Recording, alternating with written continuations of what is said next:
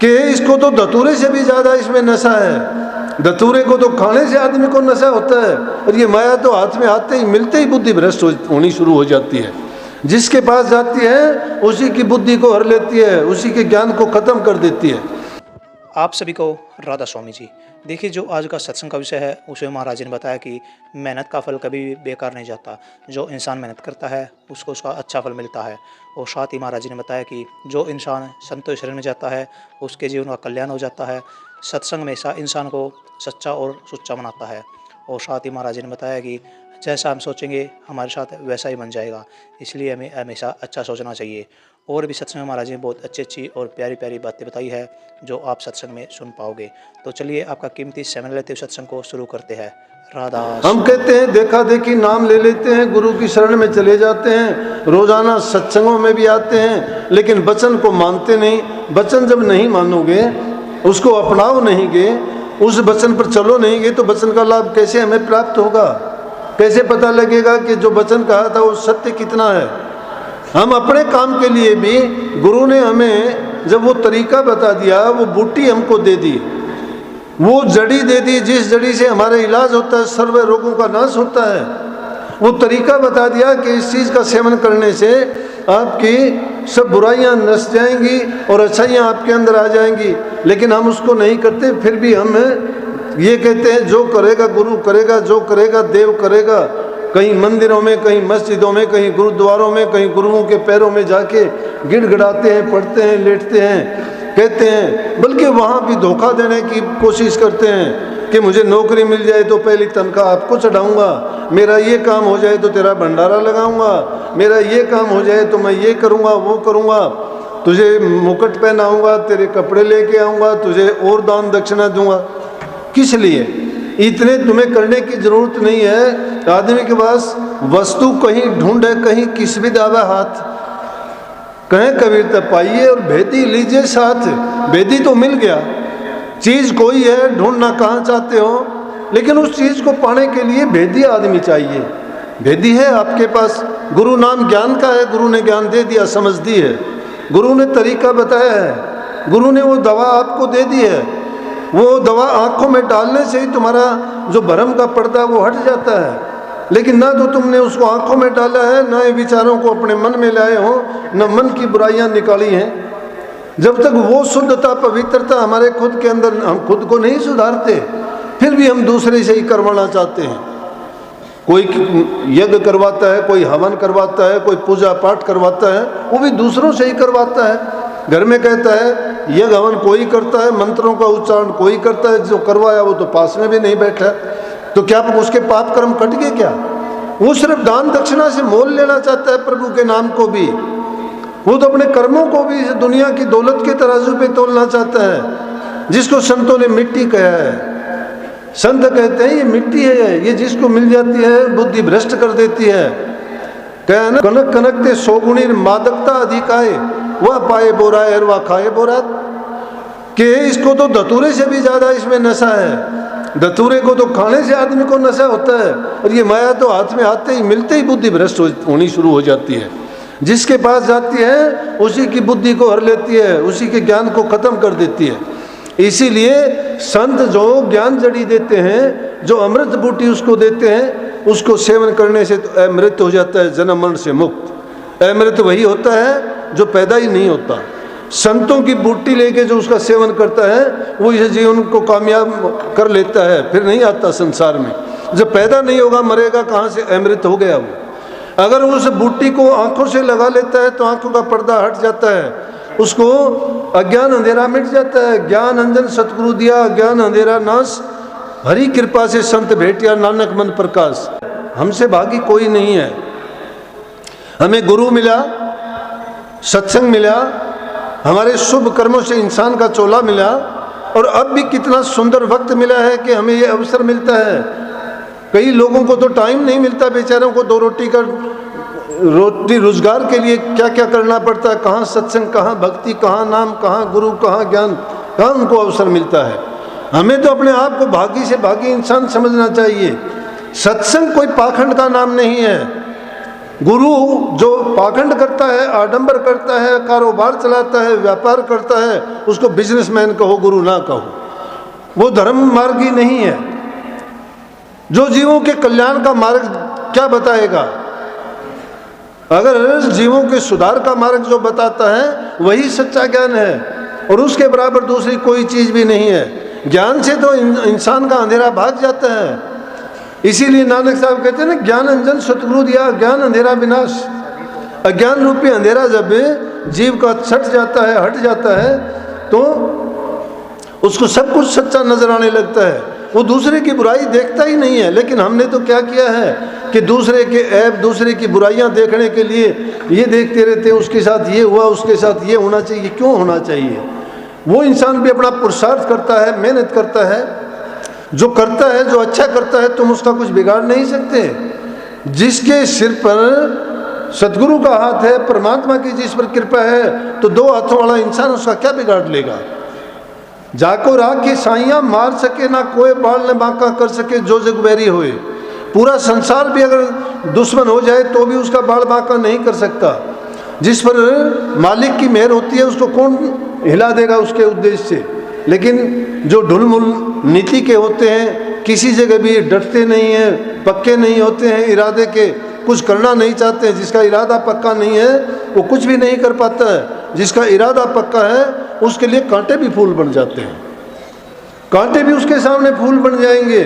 जो इरादे का पक्का है उसके लिए मंजिल खुद उसके पास चल के आती है। लेकिन जो इरादे निर्बल दुर्बल विचारों के ख्यालात के आदमी छोटी सी बात को भी अपने लिए राई का पहाड़ बना के खड़ा कर देते हैं, और वो कहते हैं कि मेरे से नहीं होता। लेकिन संतों की शरण में जो जीव जाता है तो संत उसको वो ताकत देते हैं, अंदर की ताकत देते हैं। बाहर की शक्ति काम नहीं देगी। बाहर की ताकत क्या? जब तक अंदर में हम नहीं जाते हैं और जब तक प्रभु का साक्षात्कार नहीं होता है, जब तक नूरी गुरु के दर्शन हमें अंदर में नहीं होते हैं, बातों से नहीं होंगे। कई इन बातों को सुन के मेरे पास आके कहते हैं कि जी हमें नूरी गुरु के दर्शन कब होंगे, या हम सुमन कैसे करें। अरे जब दीक्षा दी जाती है आपको सब कुछ समझाया जाता है, लेकिन भक्ति करने का कोई तरीका थोड़ा है। भक्ति तो विश्वास की और श्रद्धा की है। धन्य भगत ने कौन से आचार व्यवहार किए थे? उसने कोई ऐसी चीज नहीं की थी। वो तो बेचारा पशु चराया करता था। पशु चराते चराते उसने क्या देखा कि कोई पंडित है, पूजा करता है रोजाना। ये क्या करता है? ऐसा भोग लगाता है, गोल गोल पत्थर रखे हैं, परमात्मा नहीं, मूर्ति नहीं। क्या करता है ये पंडित? अज्ञान है, उसको पता ही नहीं। लेकिन जब देखता है कि ये पंडित करता क्या है, भोग की सामग्री लेके आता है, खाना लेके आता है, ठाकुरों को भोग लगाता है, और फिर बाकी बचे हुए भोजन को खुद ले जाता है, पर्दा करके खिलाता है उसको। वो देखता है रोजाना, और देखते देखते उसने एक दिन पंडित से पूछ लिया कि पंडित जी आप क्या मुझे बताओगे कि आप क्या करते हो? कहने लगे अरे मूर्ख, तुझे पता नहीं है, मैं ठाकर जी को स्नान करवाता हूँ, उनको भोजन खिलाता हूँ, और उसके बाद मैं प्रसाद लेता हूँ। बोला कि ये क्या काम आता है? बोले ये तो सब के सब काम करता है, इससे कोई भी काम करवा लो, प्रभु से तो कोई काम करवा लो, सारे काम उसी की मर्जी से होते हैं। उसी को सर्वशक्तिमान कहते हैं। वो हर जगह रहता है, वो सबके काम करता है, सबको संभालता है। कहने लगा तो पंडित जी आपकी तो इससे जान पहचान है, एक परमात्मा मुझे भी दे दे। अब बोला कि इसको कैसे समझाऊं मूर्ख को? तो भक्ति किसी की मोहताज नहीं है, आचार विचारों की, ख्यालात की नहीं है। वो किसी आडंबर पर नहीं खड़ी होती। जिसके दिल में श्रद्धा जब ठाठे मारती है, विश्वास जिसका दृढ़ हो जाता है, संकल्प जिसका पक्का होता है, उसके लिए परमात्मा तो खुद आके पूछता है, उसके पीछे पीछे फिरता है कि बोल भगत तुझे क्या चाहिए। लेकिन उसकी परीक्षाएं होती हैं, रास्ते में आने वाली जो उसकी परीक्षा होती है उनको पार करना बड़ा कठिन होता है। ये दुनियादारी का खेल है। इसीलिए स्वामी जी महाराज ने कहा ना कि मोटे बंधन जगत के गुरु भक्ति से काट। गुरु भक्ति के रास्ते पर जब चलोगे, जब मोटे बंधनों से छूटोगे, नहीं तो एक दिन भी सत्संग में आओगे, लोग उसी दिन ताने देने शुरू कर देंगे कि ये भी राधा स्वामी हो गया, ये भी गुरुओं के पास जाने लग गया, ये भी भगत हो गया। और हम क्या करते हैं, शर्म के मारे उस रास्ते को छोड़ देते हैं। जो बुरे काम करते हैं, शराब के ठेके पे रोजाना जाते हो, रोजाना तुम लड़ाई झगड़ा रोजाना करते हो, बुरी जगह में रोजाना बैठते हो, वहां तुम्हें कोई नहीं कहता। उन बुरी चीजों को देख के कभी भी आप ये घबराते शर्माते नहीं कि मैं क्या करता हूं। सत्संग किसी को बुरी बात थोड़ी, सत्संग तो इंसान के जीवन को बना देता है। जो सच्चे दिल से सत्संग से जुड़ जाता है उसका हर प्रकार से जीवन ऐसा बन जाता है कि वो किसी चीज़ का मोहताज रहता ही नहीं है, क्योंकि टाइम पर अपने काम करता है, समय रहते हुए अपना जो प्रभु की भक्ति में लगाता है और उसको फुर्सत मिलती है तो उसमें अच्छे काम करता है जिनका परिणाम उसको हमेशा अच्छा मिला करता है। तो धन्य भगत को ऐसे करते करते जब ज़्यादा उस पंडित के पीछे पड़ा तो उसने कह दिया, भाई तेरे को मैं ये तो दे दूँगा लेकिन मुझे गाय चाहिए इसके बदले में। जो अच्छी से अच्छी दूध देने वाली गाय थी पंडित ने ले ली, धोखे से ले ली। उसको तो पता था कि तू क्या भोग लगाता है, पर्दा करके एक बार उसके मुंह से लगा के और कहता, जैसे आप भी तो घरों में करते हो ना, जब मावस की मंगलवार की जोत करते हो, अच्छा भोजन बना के आग सामने रख के उस पर थोड़ा भोजन डाल के और कहते हो कि ये भोग लगाते हैं और उसमें अग्नि लग जाती है तो कहते हो कि अब भोग लग गया, अब खाना खा लेंगे। ऐसा ही तो करते हैं, लेकिन वो भी उससे तो अच्छा था। उसको एक पत्थर उठा के दे दिया और वो पत्थर उठा के लेके चले गया। ले जाके उसने अपनी चौकी सजा के धो के उस पर नेला धुला के उसको पत्थर को रख के कहने लगा कि ये ले, आज के बाद मैं तो यहीं से तेरे से काम करवा लूँगा, मेरे पास काम बहुत हैं, खेत के काम हैं, ये गाय चराने का काम है, मैं ज़मींदार आदमी और मेरा कोई मदद करने वाला भी नहीं है। उसके साथ बातें करने लग गया और खाना बना के जैसा था कहता है कि खाओ इसको खाओ। खाता क्या है उसको पता ही नहीं था। बोला कि पंडित के पास तू रोजाना खाता था, वहां तो इतनी देर कभी नहीं करता था। बोला कि समझ गया मैं कि वो पर्दा करता था, ये ले मैं भी पर्दा कर दूंगा। ले पर्दा करने से अब तो कहा ये बातें करता है, वो कितना भोलापन है उसकी बातों में, लेकिन उसमें देखो कि श्रद्धा भी कितनी है। उसने उसकी कही हुई बात को पक्का मान लिया। अरे हम तो जो गुरु हमें सत्य वचन कहता है वो पाखंड की बात को भी सत्य बनाता है। जब तुम किसी झूठी बात को भी अपने मन में पक्की मान के करोगे तो वो तुम्हारे लिए सच बन जाएगी। अब लोग कहते हैं कि सच्चे गुरु नहीं मिलते। सच्चे गुरु क्यों नहीं मिलते? सच्चे का ख्याल आया तो इसका मतलब झूठे का ख्याल तुम्हें आया कहाँ से? सच्चा है तो झूठे का ख्याल आया।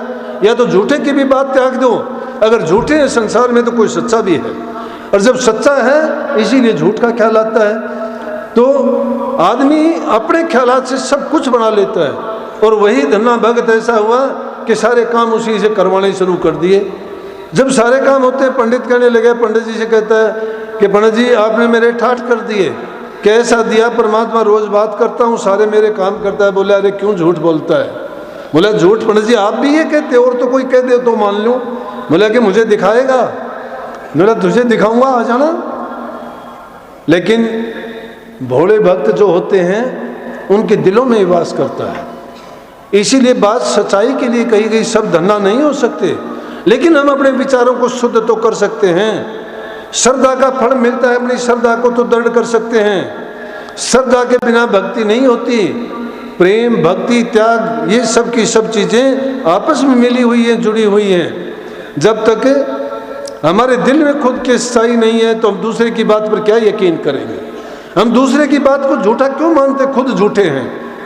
अगर हम दूसरे की बात को सच्चा कब मानेंगे? जब हमारे दिल में सच्चाई होगी। जिस प्रकार से धर्म युधिष्ठिर को जब गुरु द्रोण ने कहा कि दुनिया में कोई पापी और झूठा आदमी ढूंढ के लेके आओ, और वो घूम फिर के आके कहते हैं कि मुझे कोई भी बुरा आदमी, झूठा आदमी, पापी आदमी दुनिया में नहीं मिला, सब धर्मात्मा है। क्योंकि उसके ख्यालात विचार ऐसे थे ही नहीं। जिसके खुद के विचार ऐसे अच्छे हैं, पवित्र हैं, वो दूसरे में बुराई नहीं ढूंढता। सत्संगियों को भी ओगणग्रही नहीं होना चाहिए। अगर दूसरे के अवगुण देखते हैं, अवगुण देखने की आदत पड़ जाएगी, और अवगुण जब देखोगे हम खुद अवगुणों से भर जाएंगे। उनको देखते देखते हमारे ख्यालात में वही बात रहेगी। सोते जागते, उठते बैठते, दिन में कोई बात देखते हो, कोई ख्याल जाता है किसी बात को, आपको कभी ना कभी सपन में वही चीज़ दिखाई दे जाती है। क्यों दे जाती है? कि वो जाके दिमाग में घर कर लेती है, वो विचलित करती है आदमी को। शरीर सो जाता है हमारा, इंद्रियां भी आराम कर लेती होंगी, ये मन आराम नहीं करता है। सोते हुए भी हमें भटकाता है, कहीं कहीं लेके फिरता है। क्या क्या सपन में हमें दृश्य दिखाई देते हैं, क्या क्या घटित होता है। कहीं दुख भोगते हैं, कहीं सुख भोगते हैं, कहीं कुछ देखते हैं, कहीं कुछ देखते हैं। वो हमारे ख्यालात का तो परिणाम है सबका सब। इसलिए अवगुण ग्रही ना हो के गुण ग्रही होना चाहिए। हमें अच्छी बात या अच्छे गुण दूसरों से लेके अपने अंदर संग्रह करना चाहिए और बुराइयों को एक एक करके त्याग देना चाहिए। जब तक मन पवित्र नहीं है तब तक हमारा भक्ति मार्ग पर हम चलने के लायक भी नहीं है। मन चंगा तो कठौती में गंगा, गंगा को पवित्र मानते हैं, पाप नाशनी मानते हैं। अगर शुद्ध विचार मन में है, मन आपका पवित्र है, अच्छा है, तो समझो कि आपके मन में ही गंगा है।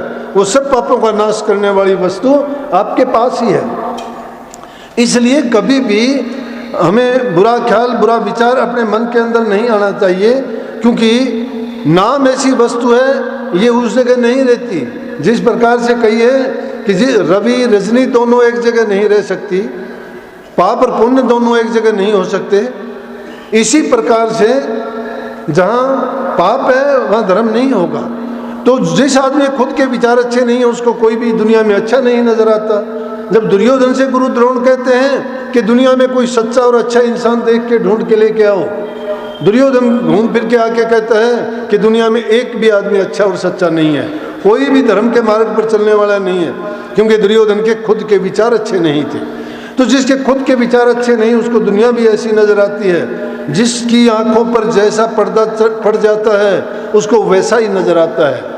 लेकिन संतों के पास जब जाओगे तो संत तुम्हें वो चश्मा देंगे जिसमें तुम्हें सिर्फ परमात्मा, अच्छे गुण, परमात्मा की भक्ति और अच्छे काम करने के लिए ही तुम्हें प्रेरित करेंगे और तुम्हारे सारे के सारे अवगुण दूर भागते चले जाएंगे। ऐसी बातों को लेके हमें सोचना चाहिए कि कण कण करके जो जीवन बीता जा रहा है ये ऐसे ही निकल जाएगा। आखिरी वक्त जब होगा शरीर हमारा किसी काबिल नहीं रहेगा और जब हम कुछ करना चाहेंगे तो होगा नहीं। जो कुछ होता है वो स्वस्थ शरीर में और जब तक हम तंदुरुस्त हैं उसी वक्त कर सकते हैं। तो वो अच्छी आदत हमें उसी टाइम डालनी चाहिए जब हम सब कुछ करने के लायक हैं। जब किसी लायक नहीं रहेंगे, बूढ़े हो जाएंगे, बीमारी घेर लेंगी, इंद्रियां जवाब दे देंगी, तब तो हमें घर वाले भी पसंद नहीं करेंगे। क्या हालत होगी हमारी कि थर थर काया कांपण लागी, हल्ला जाता जरा नहीं, जिसे बुलावा कड़वा बोला रांद कटी तेरी मरा नहीं, जिनका पालन पोषण करे था तेरे उधर को मरा नहीं, इन मालिक ने याद करे से कौन हाल प्रभु मेरा। समझ लेने कौन है तेरा, इस संसार में कौन अपना है, सब स्वार्थ के संगी हैं। अगर हमारे होते, मैंने किसी को साथ जाते हुए नहीं देखा। कोई लाखों करोड़ों में एक आधा केस ऐसा हुआ होगा कि साथ गुजरे होंगे कोई, लेकिन नहीं तो चाहे कोई किसी का कितना प्यारा है, चाहे कोई किसी को कितना अच्छा लगता है, चाहे उससे कितना ही उसको लाभ मिलता है, परंतु जाना तो इंसान को एक अकेले है और वो भी अपने कर्म को साथ लेके जाना है। जिन्हें अच्छे कर्म किए हैं वो संसार से हंसता खेलता जाता है, लेकिन जिसने कर्म बुरे कमाए हैं, पाप कर्म किए हैं, तो वो तो दुखी जाएगा संसार से, क्योंकि उसको पता है कि मैंने जो किया उसका परिणाम अब मिलेगा, जरूर मिलेगा। कई बार तो ऐसा होता है कि देखते देखते हम यहीं भोगते हैं, लेकिन आदमी जब दूसरों को देख के भी जो शिक्षा नहीं लेता, समझ नहीं लेता, तो इंसान अपने आप अपने परिणाम से अवगत हो जाता है। इसलिए प्रेमियों, जो चीज़ संतों के पास मिलती है वो दुनिया में किसी भी दुकान पर नहीं मिलती। इसीलिए इसको सच्चा सौदा कहा है। नाम का सौदा जो करता है इसका कोई मोल नहीं है, किसी हाट पर नहीं मिलती। और संसार में सब सामान आया है। ये संसार बनिए जैसी दुकान है जिसमें कोई भी सामान, कोई भी चीज़, कोई भी वस्तु लेना चाहते हो सबकी सुख मिलेंगी। लेकिन बुद्धिमान इंसान वो है जो समय रहते हुए नाम की कमाई करके जो पूंजी लेके आया था उसको 4 गुना उससे लाभ कमा के जाता है। और मूर्ख इंसान उसी को कहा जाता है जो उस कीमती वस्तु को, सांसा रूपी पूंजी को कोड़ियों के भाव बर्बाद करके चला जाता है, उसको ये फिर अवसर नहीं मिलता। सत्संग को पूरा सुनने के लिए आपका बहुत बहुत धन्यवाद। हम आशा करते हैं आपने सत्संग को बड़ा ही ध्यान से सुना होगा। कृपया सत्संग जो प्रवचन महाराज जी ने बताए हैं उन प्रवचनों को अपने जीवन में अवश्य उतारिए और अपने जीवन को सफल अवश्य बनाइए। और साथ ही अगर आपको महाराज जी सत्संग अच्छा लगा तो कमेंट बॉक्स में राधा स्वामी लिखकर पुण्य भागी अवश्य बनिए। मिलते हैं जल्दी एक नए सत्संग के साथ, तब तक के लिए राधा स्वामी।